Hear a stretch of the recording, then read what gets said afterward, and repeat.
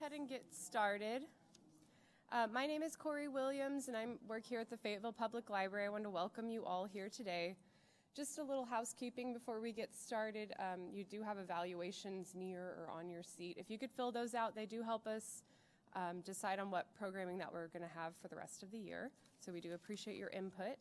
But it's my pleasure today to introduce Kitty Ledbetter. Kitty is a professor emerita of English at Texas State University. She formerly served as the editor of the Journal of Texas Music History. Before entering academia, she was a country music disc jockey at radio stations in Missouri, Texas, Louisiana, and North Carolina. And today she is here to discuss her latest book, Broadcasting the Ozarks, Siman and the Country Music at the Ozarks, or Country Music at the Crossroads. But please join me in welcoming Kitty.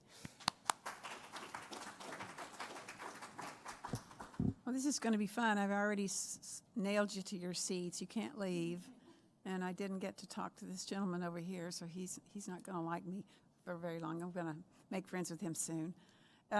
Thank you for joining me. This is a talk about Siman and his most successful songwriter that he worked with in his lifetime, Wayne Carson.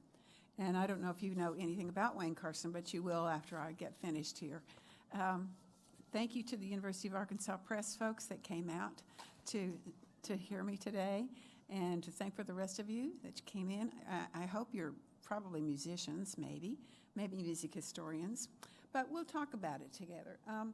In the mid-1950s, Springfield, Missouri was a worthy competitor with Nashville as the home of country music because of its role in introducing the first continuous live network country music television show. First continuous because it went all year round, every week, no breaks, for 5 years, 1955 to 1960, and it was called the Ozark Jubilee. And all of you look pretty young, so I don't think you probably ever heard the Ozark Jubilee or watched it. You may have heard about it from your folks. It was a pretty big deal, and Siman was the executive producer of the Ozark Jubilee. Now, after the Jubilee was over in 1960 and 61, Cy had already started publishing music back in the early 1950s. He had a publishing company, the first one in Missouri from BMI. BMI was a really young licensing company then, and Siman had some pretty big publications in the music business at that time. But now that the Jubilee was over, Cy thought that he was going to try to be in the songwriting business rather than in producing the Ozark Jubilee or other such programs. So although the days were over, the sense of a musical happening in Springfield was still lingering. And Siman had demonstrated an undeniable instinct for talent by advancing the careers of Chet Atkins, whom he named Chet. His name was Chester when he came to came to work at KWTO in Springfield in the 1940s, 1947. Brenda Lee, Porter Wagner, and the Browns and others. Those are all people who Siman got them record contracts, moved them to Springfield, are responsible for starting their careers. The Ozark Jubilee's longevity on network television, 5 years, it was the first in history to have a network television show. Television was not commonly, wasn't something you had in your living room very much until after 1955 to 1960. So he was the first executive producer of that show, and only executive producer. But after the Jubilee was over, he decided that he was going to see if he had an ear for hit songs, like he had an ear for artists and getting artists started. The publishing business was a slow starter for Siman until this man over here on the right, young singer-songwriter Wayne Carson, promised to turn things around. His parents were Odie and Olivia Head, who had a long history at Springfield's KWTO radio as staff musicians, known as Olive and Odie, or Shorty and Sue Thompson. So Wayne had a background in performance and publicity and life on the road by the time the Ozark Jubilee was over. He was a very young man then, but he had a solid education for a future in the music business by hanging out with Siman. When he was 14, Carson bought a $30 guitar and started playing it on the back porch after school. This picture on the left is so sweet. This is Wayne Carson. He's 8 years old. 8 years old, and it says, "To my manager, Cy." So Cy didn't see himself as Wayne's manager at that time, but Wayne sure did. He started playing his guitar on the back porch after school, and soon he was playing cover songs and club dates. And he decided that instead of doing other people's songs, he would write his own. So Siman saw the talent in Carson, and he saw him as a gifted songwriter very soon in his earliest career, with a unique guitar style, excuse me, learned by emulating Merle Travis and Chet Atkins. Carson just needed a little time to develop it. He was a young man and put all the pieces together. But Siman thought he was just the man to make that happen. Carson said he was playing every damn toilet in the country in 1962. He said, "I had to scuff around in a lot of clubs and beat away the cockroaches for a lot of years, but I had Cy to believe in me." Cy had a bit of success with Carson during their early partnership, including a Decca recording contract for him at age 19 through former Jubilee host Red Foley and an MGM contract at 22. He put Carson on the road with Foley. Carson also performed with his group called The Travelers, named after his Decca single, The Traveler, and The Travelers, the band on the right. In 1966, Siman went to Chet Atkins at RCA with a Carson song he thought would be perfect for Eddie Arnold, who had been on the Ozark Jubilee several times, and he had starred in the ABC replacement show Siman produced in 1956 called The Eddie Arnold Show. Now Arnold was one of the biggest country acts of all time after much pop crossover success on RCA. Chet played Arnold's tape with Siman's proposed song on it, but Arnold turned it down. He said he thought it was not very enthusiastic about it, but the tape kept rolling to a Carson song called Somebody Like Me. According to Siman, Arnold quickly said, "Turn that back, play it over again." So Siman turned it back and played the song 3 or 4 more times until Arnold responded, "Man, that's for me." Arnold felt that there wasn't enough of a song there to make a record and started to have second thoughts about recording Somebody Like Me when his next recording session came up. Atkins and Arnold got Carson on the phone and asked if he would consider writing another verse. So Carson knew if he took too long to write the verse, he risked Arnold finishing the project without his song, while another publisher might pitch a song that would knock Carson out of consideration. According to Siman, Carson calmly said, "Well, the third verse goes like this." And he wrote the third verse on the telephone, where he was just sitting there with Eddie Arnold listening to him, and he was speechless. But he liked it. So Atkins produced the new version, and in September 1966, RCA released Somebody Like Me as a single. It spent 4 weeks at #1 on Billboard's Hot Country Singles chart, 18 weeks in the chart in total. Siman and Carson had their first real hit together, and Siman was back on the country music charts as a music publisher for the first time since 1950s. Siman and Carson had bad luck with several record deals in Nashville that didn't pan out until they went to Memphis to work with producer Chip Smallman. He was an R&B and pop guitarist and singer who worked in Memphis as a recording engineer and had helped to make Stax Records a major player in the early 60s. In 1964, he established American Sound Studios and recorded a slew of pop hits that dominated the Billboard Hot 100 charts.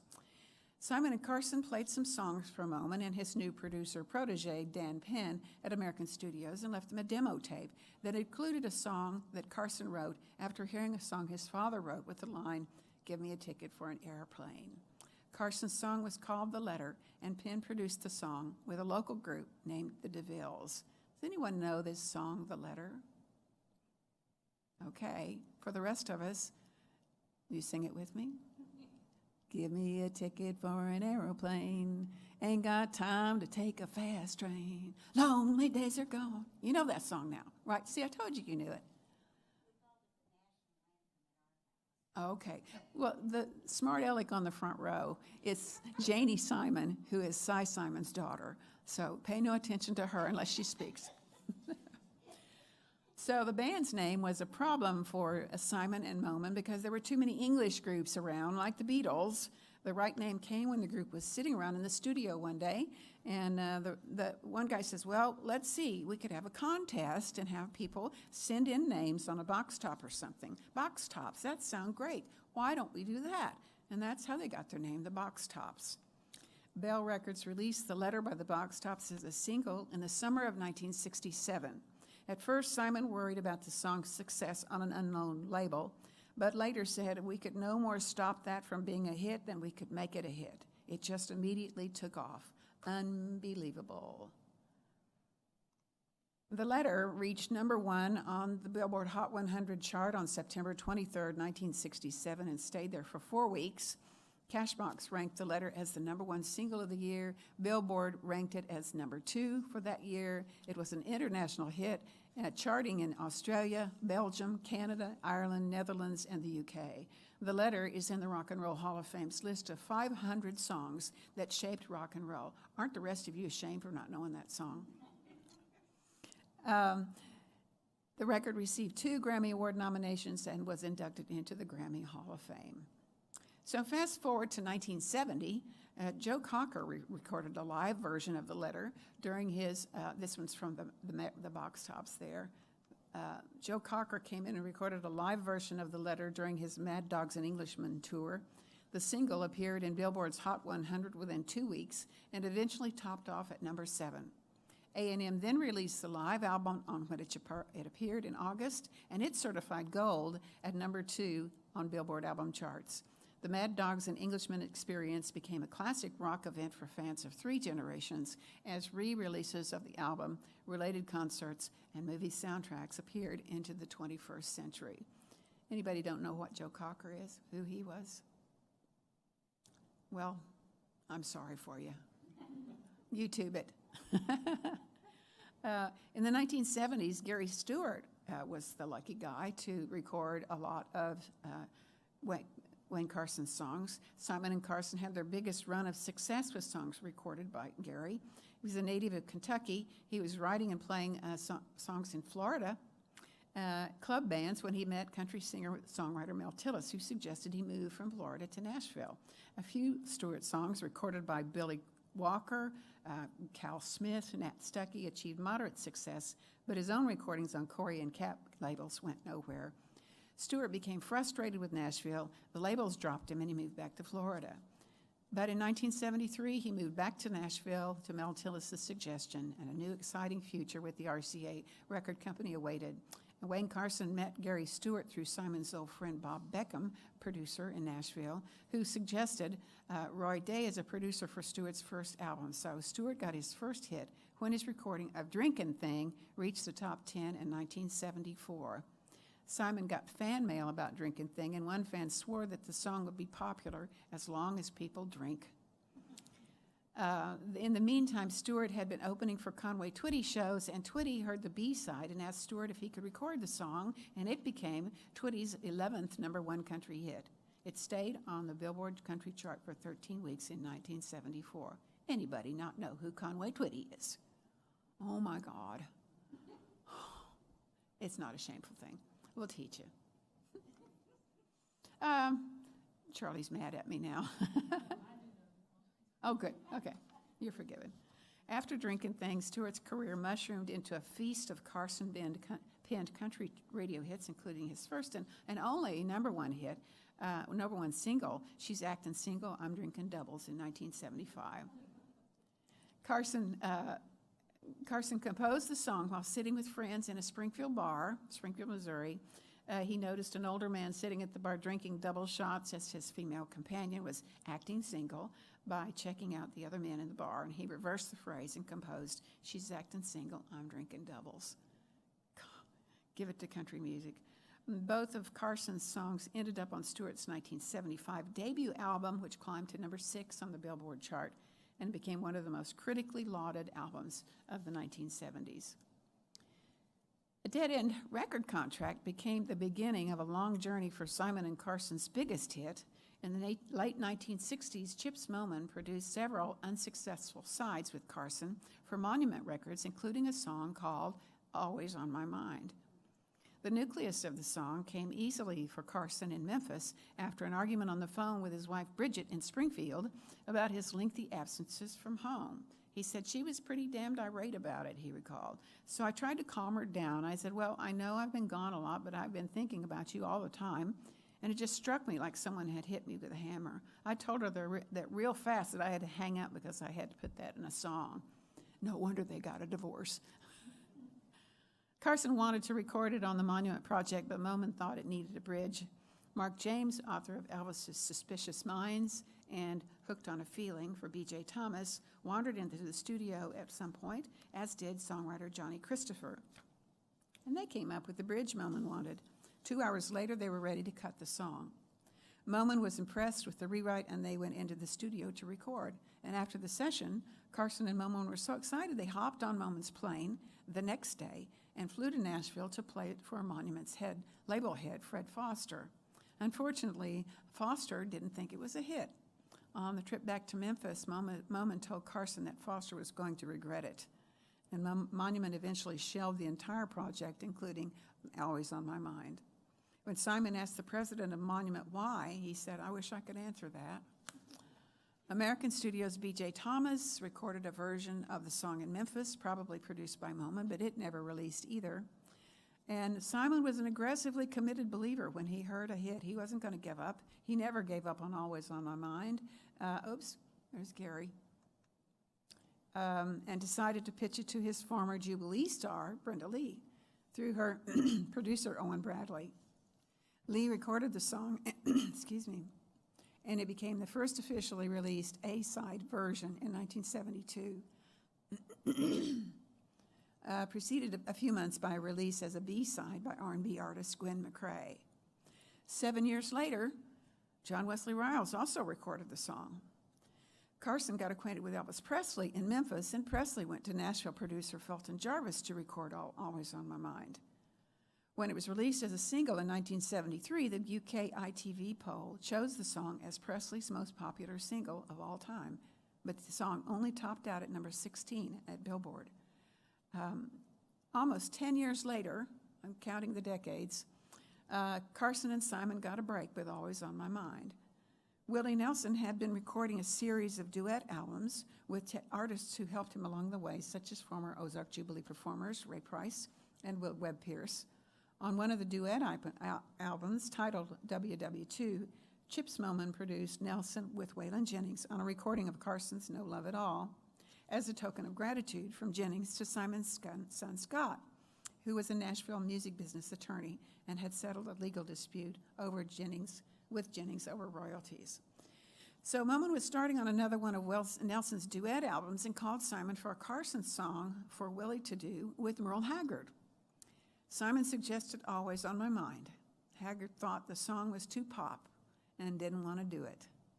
Siman understood Haggard's loyalty to traditional country, but he thought Hag could get a career boost by getting some crossover play with the song. After finishing the album early without Always on My Mind, Moman was still thinking about the song Haggard rejected. And CBS Records were complaining to Nelson's manager about the lack of a solo album, so Moman cobbled together a Nelson project that included Always on My Mind and released the song as a single on March 6, 1982. Ironically, Siman wouldn't hire Nelson for the Ozark Jubilee, but now Nelson was giving Siman one of the most awarded records in country music business. Willie Nelson's version of Always on My Mind was an immediate hit as it raced to number 1 on Billboard's Hot Country Singles chart in May 1982. After 2 weeks at number 1, it remained on the chart for 21 weeks. Top 40 radio stations also loved Always on My Mind, and it reached number 5 on the Billboard Hot 100 for 3 weeks and stayed on the chart for 23 weeks. It was the best performing single on the Billboard Hot Country Singles Year-End chart of 1982 and charted in a number of countries. As Robin Jones noted, under Si's guidance and advice, Wayne became the foremost writer in a style Nashville was just beginning to call advanced or progressive, going beyond the classic drinking and cheating songs and discussing all aspects of life through music. For 2 years, Siman and Carson were picking up awards at almost every award show in the music business. Willie Nelson won Single of the Year and Album of the Year awards in 1982. Songwriters Christopher James and Carson won Country Music Association awards for Song of the Year in 1982 as well. In his acceptance speech, Carson said country music had been his life, and without Cy Simon, it wouldn't have been much of a life. Always on My Mind was a song that kept on winning for 2 years in a row, which was unheard of. At the 25th Grammy Awards in February 1983, Always on My Mind won Song of the Year and Best Country Song for Christopher James and Carson, and Best Male Country Vocal Performance for Nelson. The National Music Publishers Association named Always on My Mind Song of the Year and Country Song of the Year, and the Academy of Country Music gave awards for Single of the Year and Album of the Year. They blew those apart in 1982 and 1983 with Always on My Mind. And Simon gushed, "I've been at it for almost 40 years and had lots of rewards, but nothing like this." Carson was inducted into the Nashville Songwriters Hall of Fame in 1997. In 2011, the Country Music Hall of Fame and museum writer-editor Michael Gray interviewed Carson at his Nashville home for their Poets and Prophets series and happened to see a home computer that had 8,500 recordings of Carson's songs by other artists. And she said, and those were just the ones Mr. Carson knew about. And Stephan Thomas Erlewine proclaimed that Always on My Mind was virtually the definition of a modern pop standard, a song that resonated with both artists and audiences, spawning a surprising number of cover versions by a surprisingly diverse list of musicians. Over 300 versions of the song have been recorded. And Always on My Mind was inducted into the Grammy Hall of Fame in 2008. Simon's reputation as a music publisher is legendary, and it extends well beyond the Ozarks into the heart of America's music history. And just so happens, you could read a lot more about it in my book. It's available for sale for pearls, with pearls at the back of the room. Sorry, my throat is so cranky. I'm getting old. This happens more often than not. I'm going to plead age. So I'm happy to answer any questions. If you're interested in all the songs, the hottest songs that Cy published, not just Wayne Carson's songs. I have a discography. I brought copies of the discography if you want to look and see how many songs that are in that list. Not all of them, but the biggest ones. Any questions?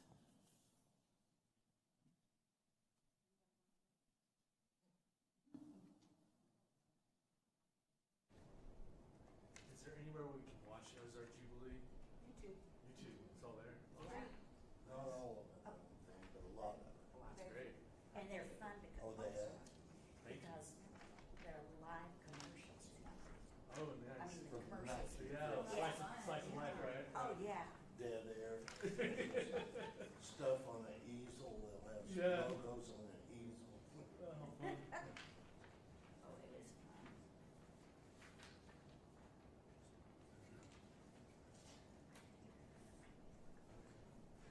You probably never heard of Cy Simon. He was the guy that was at the edge of the stage. You know, he was the executive producer of the Ozark Jubilee, so he never was on camera, except helping Greg out with the pre-show warm-up with the audience.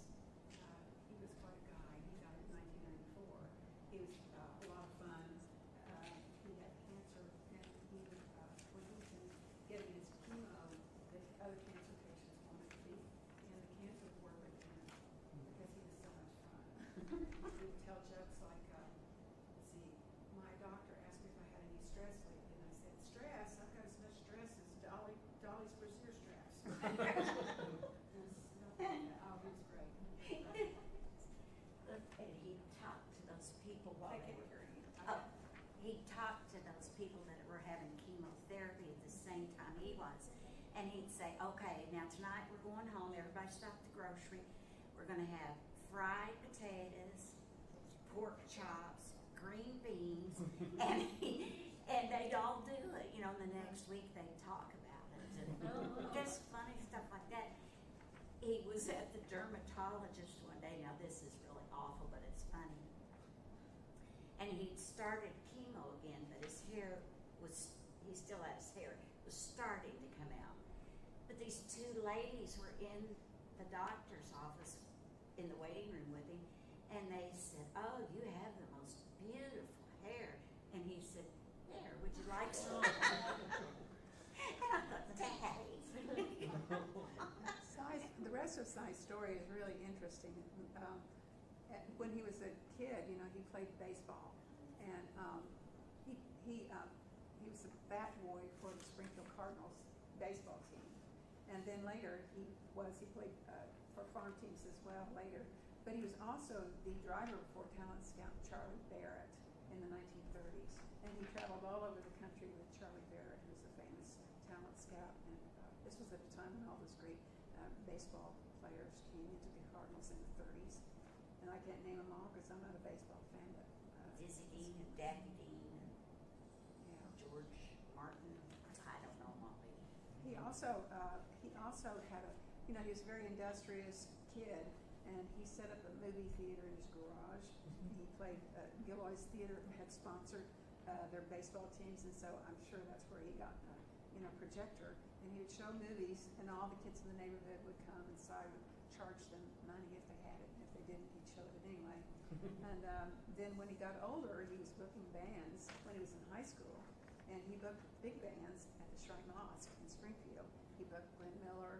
He booked Ella Fitzgerald right after she had her first hit. He booked Tommy Dorsey, thank you. H. So he did this, and then he went to World War II. He was in the Navy in World War II. He was on a ship, a tanker, an oil tanker, and they had their job. He went out with Admiral Nimitz's crew in the Pacific, and his job on the oil tanker, everybody's job on the oil tanker, is to meet the other ships out there in the ocean and refuel the ships in the ocean. So they're trying to find a hole, and the ships are in waves. It was a difficult job, and he witnessed the worst naval disaster of World War II in the Navy. And when he got out of the Navy, he finished college and started working at AWTO Radio, which in those days it was the best days of radio in the 1940s, the golden era. And he helped with transcription services. This is kind of like he would record bands and different artists in the KWTO studio, and they make these big records to send out to radio stations all over the country. So, and there were also, KWTO was a network station, so anybody who performed live on the station, they got heard all over the country. It was Mutual and also ABC. I think it was ABC, might be NBC. And so Chet Atkins was one of the people who came to KWTO in 1947, and he was a really good guitar player, but the Opry had fired him because they didn't think he was too fancy for them, and also they didn't need another guitar player. So he ended up back here in Springfield, and Chet, as soon as he got to KWTO, Si said, Chester, that's not really a very good performance name. We're going to call you Chet. And he kept that name the rest of his life, and Si and Chet were good friends the rest of their lives, and he always went by Chet. And he worked at KWTO, lived in Springfield, Missouri in 47. Then he got fired because, that's another story. But he came back in 48, brought his wife, Merle. They lived in Springfield. They had a house on Pacific Street in Springfield. She had their baby, Merle, who's named after Merle Travis, in Springfield. And he was working there with the Carter sisters, another Maybelle. And they started getting wooed by a couple of artists that wanted to bring them down to the Grand Ole Opry and to work, and they refused to go without Chet. So a few more months later, they finally succeeded in getting them to think seriously about getting a contract at the Opry with Chet. And Chet didn't want to go. He wanted to stay in Springfield. He was happy there. He liked Si. He liked the radio station. He liked Springfield. He felt comfortable there. They had a lot of good musicians there, and he didn't want to go. But Nashville had recording studios, and one of the recording studios asked Chet to move to Springfield. If he would move to the Grand Ole Opry, then he would give him jobs in recording studios, and that was the thing that he wanted to do. So he moved to Nashville, became a recording engineer and everything else at RCA, and booked people who had been at the Ozark Jubilee at RCA for years, invented the Nashville sound at RCA, the greatest guitar player in the world, some would say. He was still at RCA to the very end. So I would say that that was pretty influential in the music business. So I know I've missed 100 things. I'm nervous because Janie's going to call me on something. Not either. She's suffering from You know more about my family than I do. Didn't Elvis record always on my mind before Willie? Yeah. Oh, yeah. Yeah, 20 years. And she said, well, that wasn't successful. It was very If successful. I Well- know, you know what I Did do. you- Well, it wasn't a big blow-up single like Not like Willie's, Willie. but Well, I'm in going, Europe it okay, was. an Elvis recording just wasn't that successful. You take that up at home, would you? Well, that's because It wasn't a single. Suspicious Minds was the B-side of the record, and right when it all came out, Elvis and Priscilla were splitting up, so radio played Suspicious Minds. So, The coolest thing about this is that the Ozarks has a lot of talent, but in Springfield, Missouri, for one point in time, it was competitive with anybody else that wanted. Actually, they had to compete with us because we were the only town that had country music on television. We had the television station. So some people say, well, we were competing with Nashville. We weren't competing with Nashville. They were competing with us. They didn't have a television show, and television was it. If you weren't on the television, these golden days of radio were over. It was time of the golden days of television. If you didn't have a television show, and then they started happening really quickly, but none of them had a television show year-round. And they had 297 consecutive shows from 1955 to 1960 when they finally went off the air. So another thing about Nashville, in the 1950s, or mid-1950s, Nashville was not Music Row. There was no Music Row in Nashville. There was no music business in Nashville. There was the Grand Ole Opry. And of course, that's a big deal. That's something to brag about. But the recording industry had not started up in Nashville in 1955. What happened in Nashville was that some of the musicians who were performing on the Grand Ole Opry, just a couple of them decided that they wanted to start recording on their own. So they started setting up these recording studios, and the Opry fired them. And so that just encouraged a bigger build-up of the recording industry in Nashville, including the big Music Row. They started moving into cheap housing and cheap real estate where they could do something.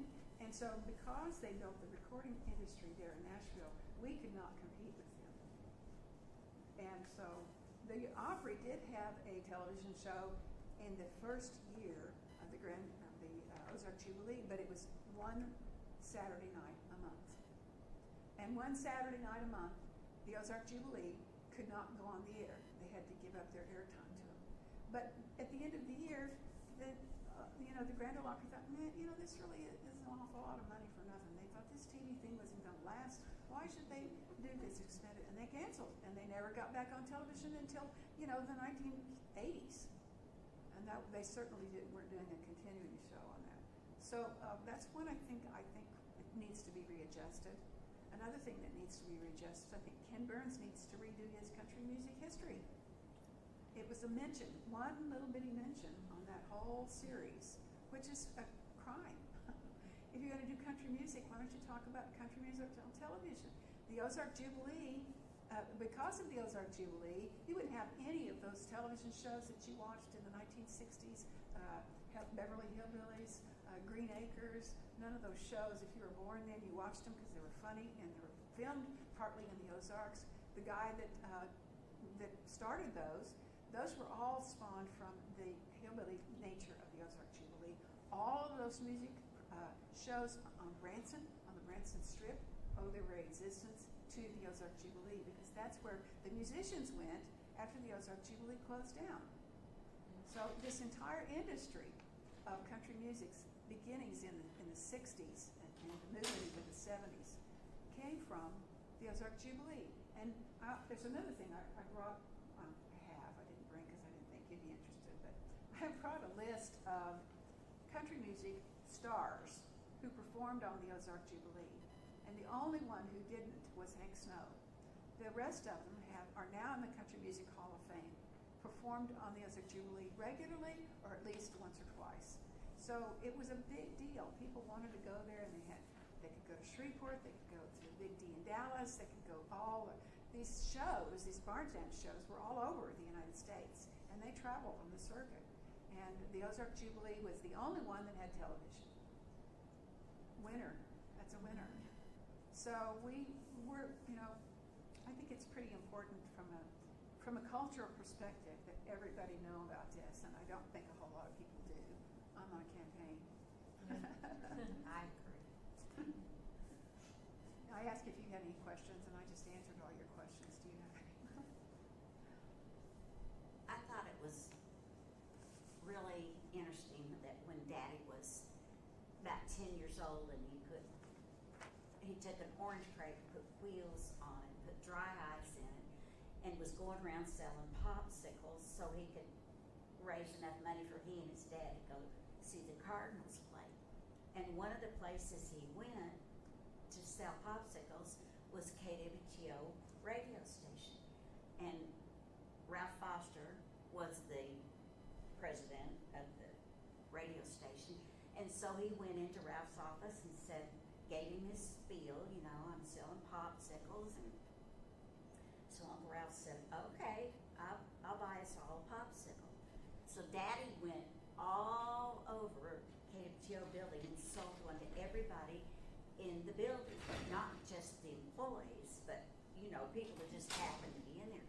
So when he was done, he went back to Uncle Ralph's office and said how much he owed him. And Uncle Ralph said, now wait a minute, what's the deal? Our deal was I buy one for all the KWTO people. And Daddy said, oh no, that's not the way I understood it. And you said it, everybody in the building, so I gave one to everybody in the building. And Uncle Ralph said, you want to go to work for me? And Daddy said, oh no, I've got my own business and business is good. The importance of KWTO can't be understated. Artists from all over the Ozarks and beyond traveled to Springfield, Missouri to be on the radio there before the Ozark Jubilee was even thought of. And at one time in the 40s, when Chet Atkins was still there in 1948, I don't know if you've heard of Homer and Jethro, a comedy group with jazz musicians, probably the finest mandolinist in the world at that time. Homer and Jethro lived there. Carter's sisters and Mother Maybelle lived there in a huge house on Walnut Street. Chet Atkins lived there on Pacific Street. This guy named Roy Lanham lived there, who was an excellent guitar player that ended up being the Sons of the Pioneers' last guitarist. Sons of the Pioneers is a very famous cowboy vocal group that you would have seen on Westerns if you watched then. They all lived there at the same time, there in Springfield, Missouri, and they were all on the radio at KWTO at the same time. Hi, Chet, how you doing? Yeah, fine. Yeah, go talk to Homer and Jethro down here. Oh my gosh, I know musicians that would kill to do that, just to be in the Homer and Jethro's presence because they were so good. That's a time past, and I just think that's something. I think everything that I've written about is something that needs to be preserved for people who didn't know about it. I mean, this is an important part of our cultural history. Did you have a question? I thought you said. I do. Okay. Yeah, like to what extent did these performers hang out socially outside of performing for the She's radio asking play? how did the performers socialize outside the radio show? And I would say they were socialized a lot. They traveled around the area going to gigs. They had performances, so they traveled in cars together. And back then, everybody just threw the bass and the guitar in the car, and they traveled all over the country and to do shows. They had huge shows, not like now where you have maybe 100 people showing up because they want to stay home and watch TV or something. It was a big deal. So they were friends, they were colleagues. They traded off on the shows on the air. They were close. And then also, not just in Springfield, but as they traveled around, they also did other radio shows. So they might go to Knoxville, or they might go to Nashville, or they might go to New York. They even had big barn dances in New York. So they would travel together, and it's not, a lot of entertainers died by car accidents and plane accidents. Patsy Cline Hawkshaw Hawkins and Cowboy Copas were three artists that were regularly on the Ozark Jubilee. And they died in a plane crash in 63, 64, something like that. They were just trading positions all over the country. So they've shared a lot of those gigs. Good questions. I think that a lot of those people, they socialized a lot with Mother and Daddy, and they would come here, and not only did they love to perform on the Jubilee, but Daddy'd take them fishing and hunting, and they thought the Ozarks was so beautiful, and Mother'd feed them, and it was a big deal to come to the Ozarks. A lot of them, Tennessee Ernie Ford, for instance, bought a huge amount of property, something like 4,000 acres, on the way from here to Springfield, Branson, and had a cattle ranch there because he loved it here. A lot of artists would buy property and move here, at least not move here. Smiley Burnett, who was a cowboy character actor in most of the Gene Autry movies from the 30s, bought a lot of property here and set up shop here with his, he was a musician or music instrument builder as well. So there were a lot of artists everywhere. It's a whole region was just, I'll just say that a lot of people lived here. I was going to say littered with. But it was a country music center, not just country music, but just music. When the stars left the Ozark Jubilee, they weren't necessarily country stars. There were people that are playing music, and everybody wanted music. They didn't just play country music, they played everything. They're just trying to make a living. So a lot going on in Springfield, and Cy had a lot to do with that. The Ozark Jubilee is central to it.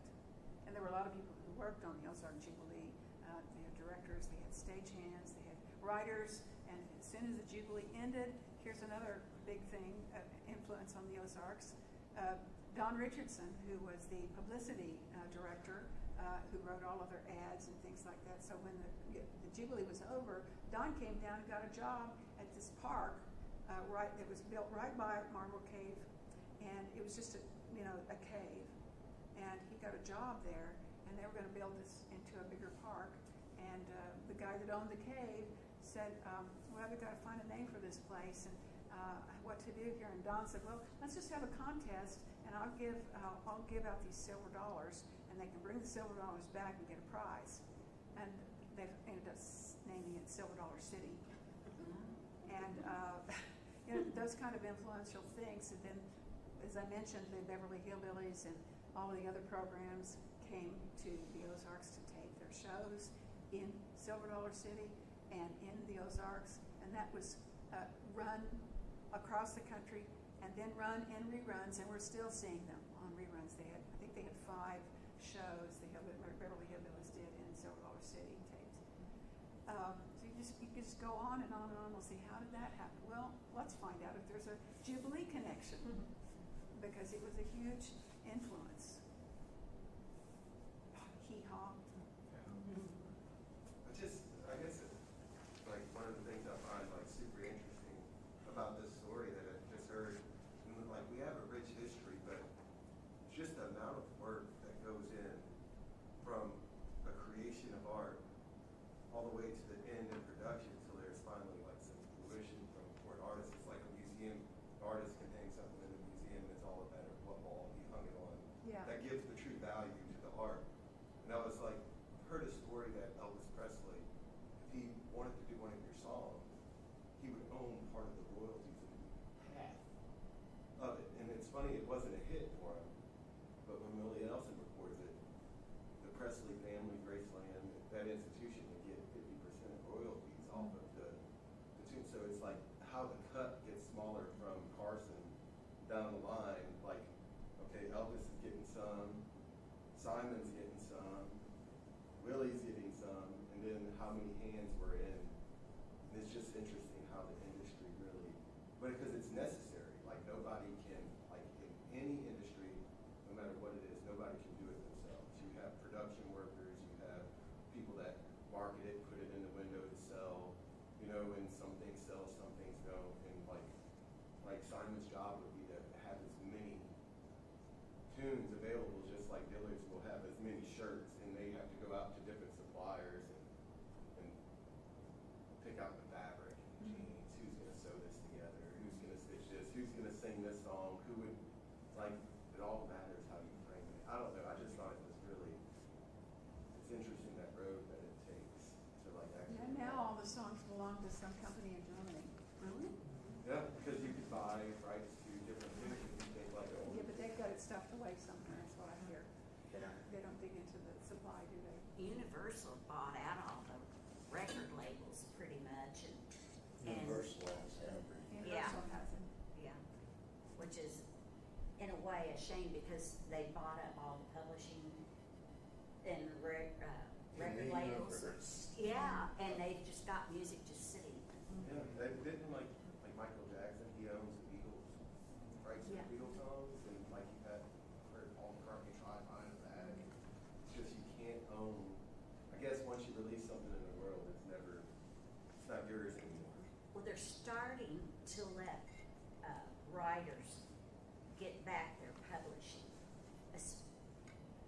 My brother is in the music business, and he's worked with several people that have negotiated getting their publishing back. Yeah. So then they can pitch the songs to someone else and make some money off of it. Instead of them just Instead- sitting. Yeah, instead of it just sitting in a vault and nobody even knows it. Even knows that it, like, gets it free advertising. Yeah. Yeah, 'cause it's a crazy world. Isn't it It's though? never simple. Nothing No. about the world we live in is simple. It's very complex. Well, Her brother and my co-author, Scott Siman, manages Tim McGraw Oh. and has managed Tim McGraw for the last 20-some years. You All think those it's a- movies that Tim McGraw did, Scott booked those movies. I mean, so how many songwriters are behind the name Tim McGraw? You know? Well, I'll tell you a little bit about that. For years and years, he's had one person who was listening to songs that were pitched for Tim. And she would decide what he got to hear and what he didn't get to hear. And that, it kind of bothers me a little bit because I think there's so many great writers and there's so much great music there. To have one person picking everything kind of eliminates a lot of potential. Not that Tim's Yeah. done badly, but But he depends on her taste. But the beautiful part when Curtis pulled back on for the Wizard to be of Oz, like, because when I was his age, I used to think, oh my God, Tim McGraw would be born that way, or Elvis was born to be Elvis, and they were created by it was a team. It wasn't just even one manager. It wasn't like one songwriter. It was. I'll tell Scott you said that. It was a team of people creating something that's like what the product we get to see, you know. you're spoon-fed what you get to hear. Yes. Is what it amounts to, really. And it really is, but who they create and it's certain people's taste that we get to see. Because I always wondered, like, you think of a music video. I grew up with MTV, and it's like all the music videos had the same artistic flair, you know, and they always put the same kind of little thing because it's the same. It's a team of artists, but it's one mind that's being like, yeah, we like this, and so that's the one that gets pushed. But it's still beautiful to know that there's no one single.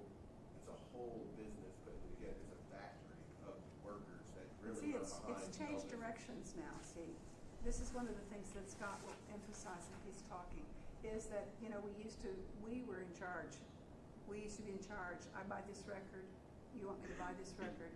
You make records according to what I like, but I buy it. So, the only thing I get to see is what's on Billboard or whatever, and then I'll select things. It's the way it used to be. It's different now. Now the recording industry or the music industry is trying to reach out to you, and they do that by finding out what song you choose off of Spotify or what any of the other music outlets. And so it's not like you can go buy an album and the record company is going to provide you with that album in a whole. You can't do that anymore.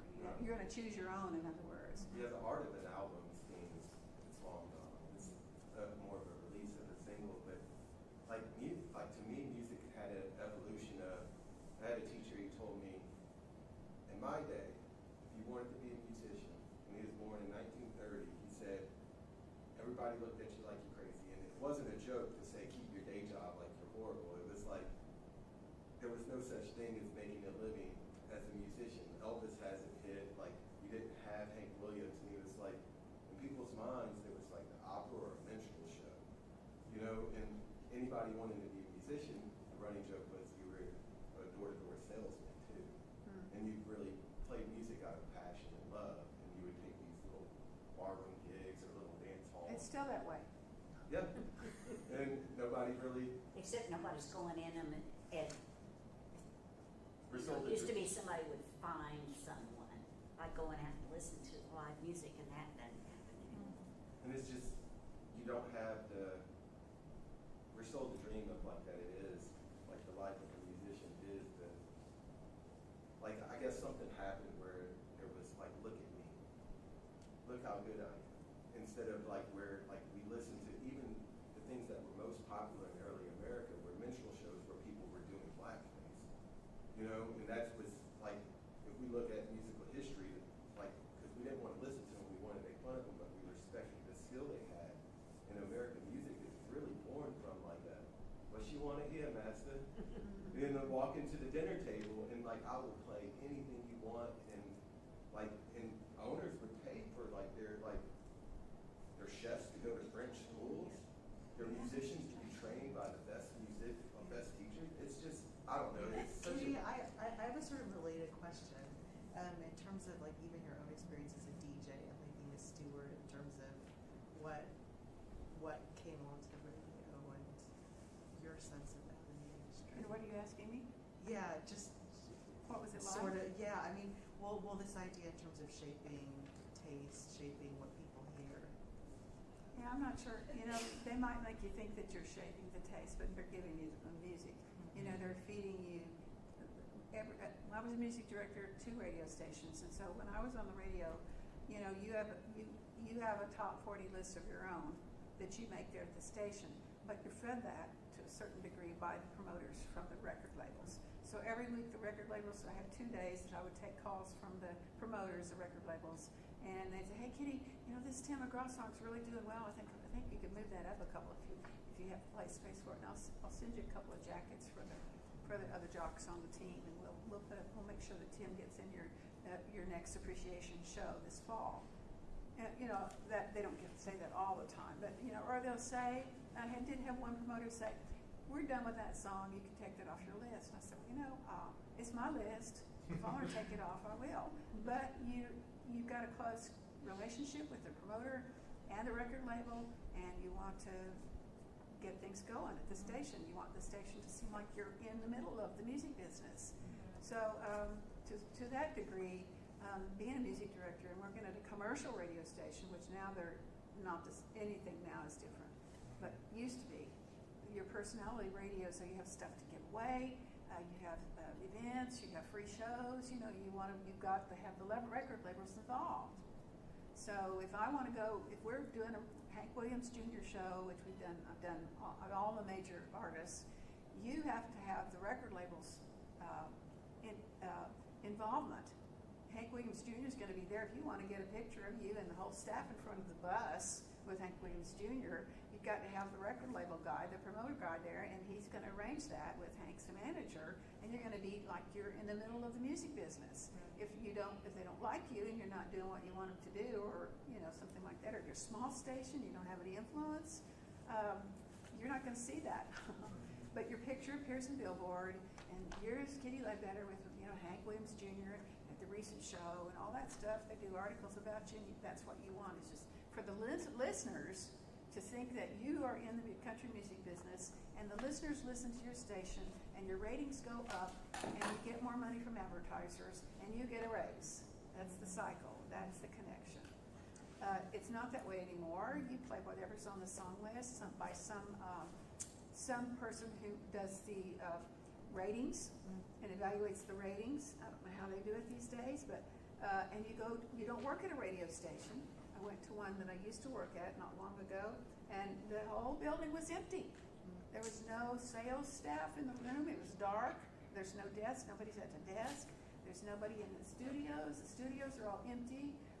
There's nobody there in production, producing commercials.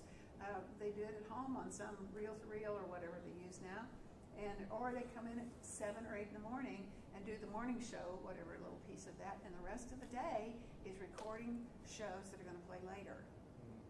And there's no remote broadcast. There's no personality radio. There's no meeting the disc jockey deals. That's all over. And I miss it. That's all automated and algorithmic. It's all automated. Yeah. Wow. And I was there at 12 o'clock and the building was empty. Yeah. This guy, my husband, started a band called the Ozark Mountain Daredevils back in the day.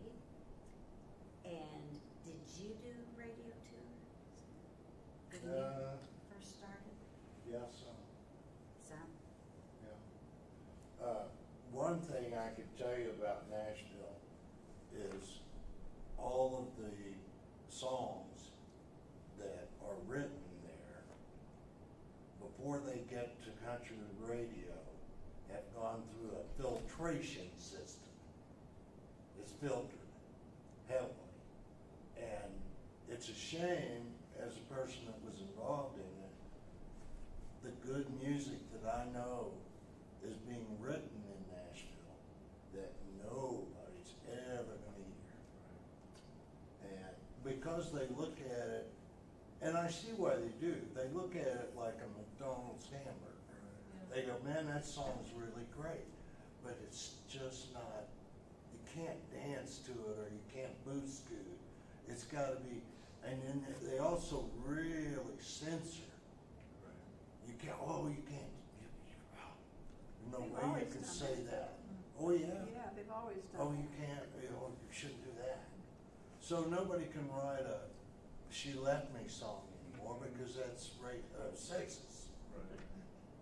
Can't write about drinking, right? Or Not, not well, about they it. still write about drinking. I mean, pickup trucks, beer, tractors, grandpa. Yeah. I swear, at the time we were there, we lived there almost 10 years. You could all the songs almost had the same lyrics even. They do now. It was beer and driving around country roads and, being rednecks and stuff, which is all fun. I've done that. But don't all forms of music do that? Aren't human beings expecting Well, that? They want something that's familiar. This is home place. It changes over time depending on what the audience will tolerate. So, there may be a time that it becomes more discerning, I guess you might say. Well, if you Everybody wants to have fun. If you want money, you get the masses. Country music Right. always wanted to masses, and they couldn't ever get it because it was country music and it was like a third world country. But now they have all the masses. To get the masses, you have to get the most people on board with your lyrics or whatever it is that you can get at any one time. That some fringe stuff outside the masses are not going to make it because they are thinking people and they have favorites or they have favorite styles. I like everything. I listen to Prime Country on Sirius XM because I did 80s and 90s radio and I know all those songs. But, I listen to jazz. I listen to a lot of different stuff, but you're not going to hear jazz on Top 40 radio. We used to call it Top 40. It's not that anymore, but on mass radio. No, never. I remember a line, it was from Pat Martino's linear expression, and he had an interesting take because the industry and the artists need each other. It's like the artist will never be discovered. You will always be used, abused, but the artist will bring about change. So what the masses they need the artist to get creative on what the masses want to hear next. The masses are never going to be able to understand the artist. No, and the artist will never be known. He'll be the drop in the bucket that like food dye that changes the color, and there will be somebody else that is a performer that mimics, and then also get pockets like the Beatles did, and all of a sudden you have bands come out and they sound like the Beatles. Oh, yeah, they all want copy. But they don't want the true, who inspired the Beatles to do the Beatles? Who were they listening to? And it could be George Martin, their producer, who was Blues. the blues. That's That's not a popular, They're that's not a like popular Led genre. Zeppelin, it's a little Buddy richer. Holly, yeah. Right. Buddy Holly and the Everleys, they listen to Ray They Charles. listen to blues. Yeah, too, Ray black Charles. blues. Yeah,